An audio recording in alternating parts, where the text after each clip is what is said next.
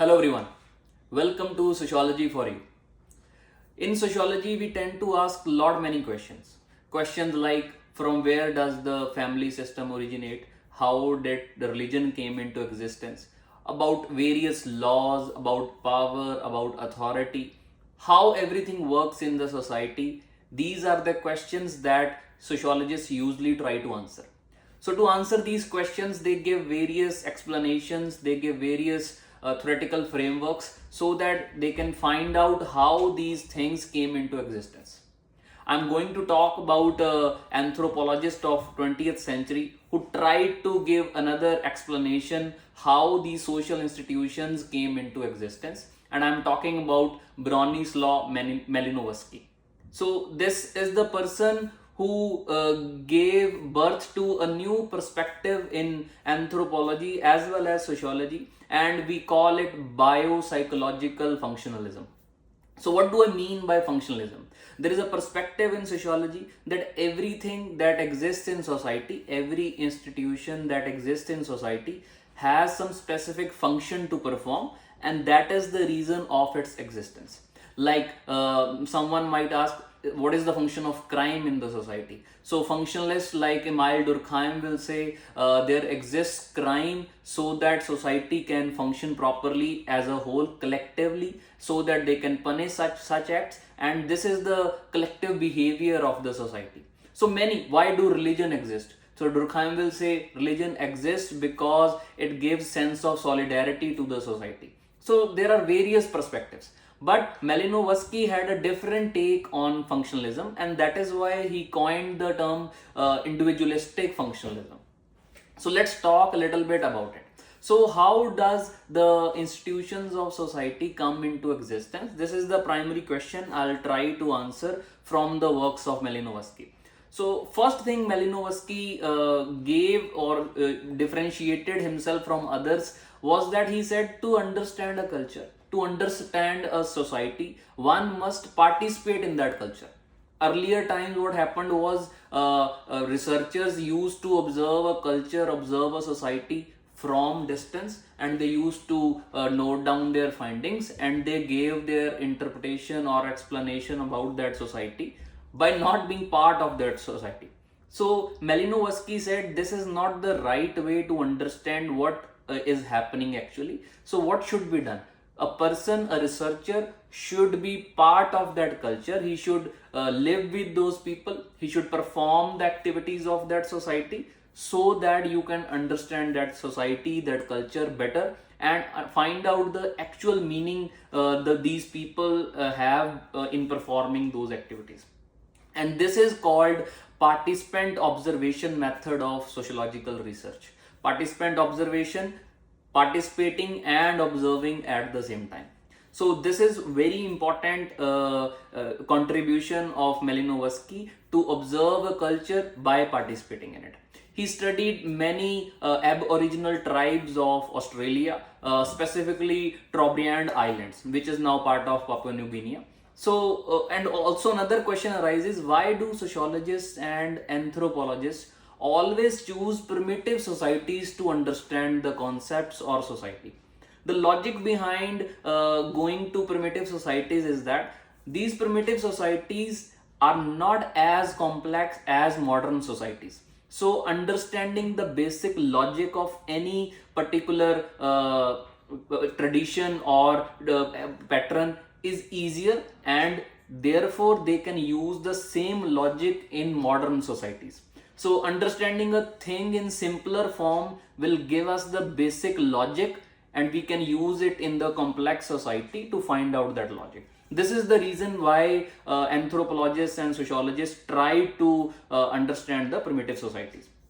So what did Malinowski find out? Malinowski had a great concept. He said human beings have some basic needs. He said basically there are 7 basic needs human beings have as an individual. So what are those needs?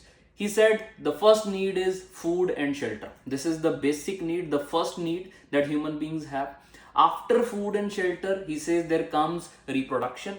Then after reproduction, they need to communicate. That is the basic human need, to communicate. Then the humans understand that to evolve, to function, to live their life, they need to cooperate with other human beings. So that is the next basic need that humans have. Then he says human beings needs sense of entertainment. They need something to entertain themselves. That is another need. Then finally they need sense of control, that they are in control of things, of their life, of their situations. So he said these are the 7 basic needs that human beings have. And Malinowski interpreted from the study of these basic primitive societies that societies have evolved from these basic needs, societies and their institutions.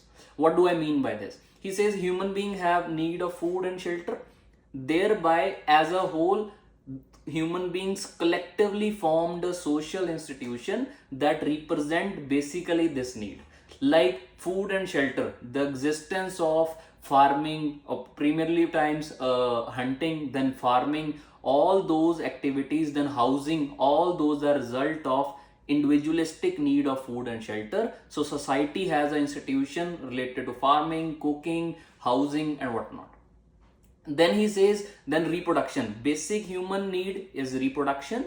So from that, social institution of family came into existence. To sustain the family, institution of marriage came into existence. Institution of kinships, relations, relatives, their relations among themselves, all this came into existence. Then he says communication, human beings have basic need of communicating. So culture or society has language, has gestures, has storytelling activities that are a result of need of communicating with each other.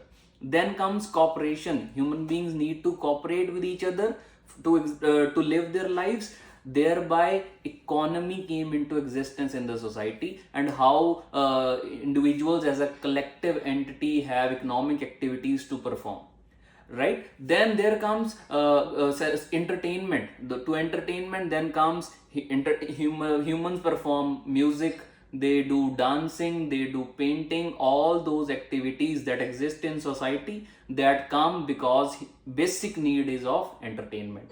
Then comes security. So what is security? This is basic human need. When we have food, we have shelter, we have reproduction, then we have security. So from the sense of security, need of security, there comes laws, because without laws you don't know what is right, what is wrong. So human as a collective entity bring out laws.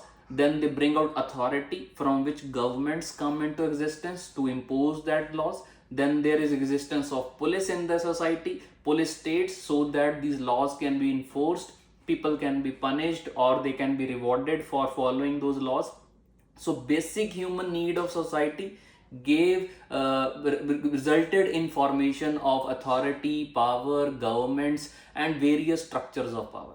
From entertainment, as we discussed, there comes existence of music, art, painting and other forms of entertainment.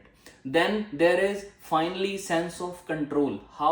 This is the basic human need to feel in control of. So what does the societal response exist for sense of control? There exists religion. Religion is basically humans need to make sense of what's right, what's wrong, what's ethical, what's moral, so that they feel they know what's right and what's wrong. Science, it's a logical.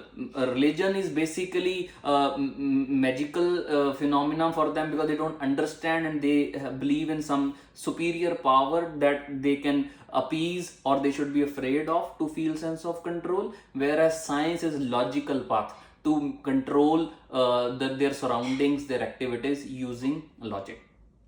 And finally, all those things Malinowski feels are the result of social institutions that exist in the society. So this is how Malinowski gave his own take that how society and its institutions come into existence.